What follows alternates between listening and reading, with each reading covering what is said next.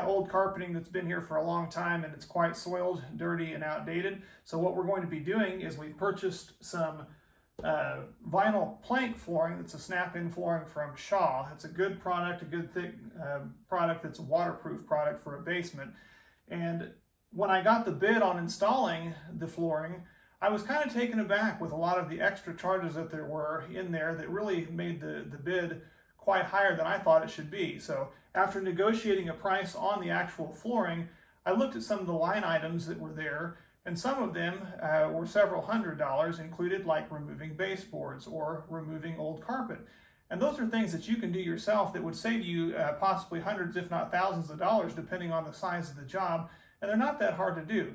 So to get started, what you're going to need is a pair of pliers or channel locks to kind of get started around the corners, and usually just a simple utility knife or razor blade would help get this job done. If you're going to be doing this on a more frequent basis, they do sell specific carpet knives that you can purchase that help do this a lot faster.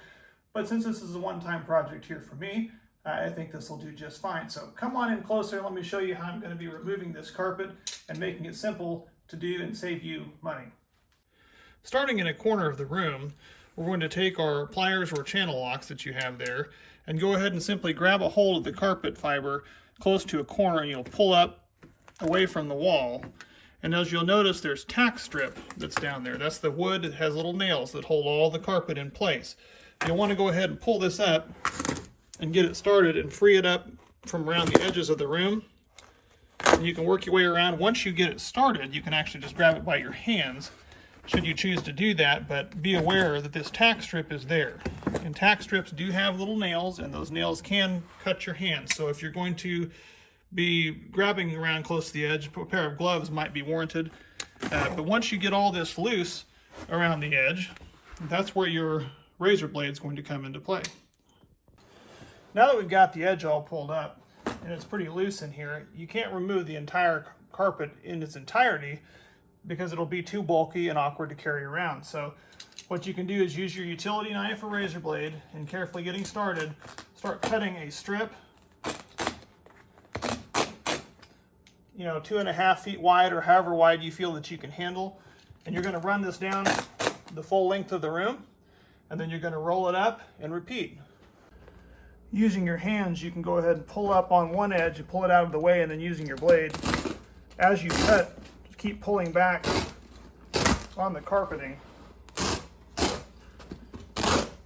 It doesn't have to be exact demolition after all. You're going to be removing it all anyway.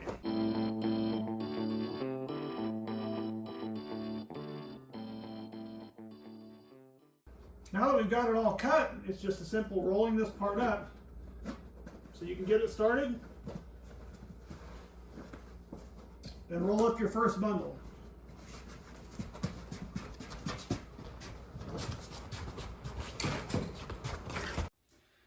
Now that you've got several bundles together, it's really easy for you to be able to handle those, as long as you've got them in a size that you can handle. And just go set them in the back of a truck or in your trunk of your car, and they're easy to dispose of at your leisure.